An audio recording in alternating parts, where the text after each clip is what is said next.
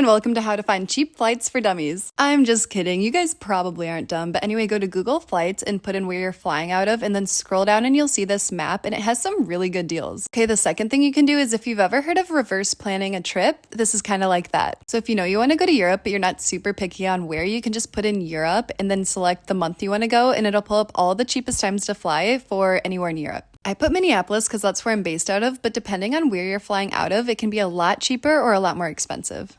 Okay, where you live and the airport you fly out of will make a difference, but these tips will still be really helpful even if you live in an airport that's not as cheap, like comparing Minneapolis to New York. As you can see, the Minneapolis prices were like $300 to $700, but all of these are between like $100 and $200, which is absolutely insane for an international flight, to the point where sometimes I fly to New York first just to save money. And then I get to visit New York too. Last thing, track prices so you know when you're getting a good deal. You just have to turn on the toggle and it'll email you when prices drop. And follow for more travel tips.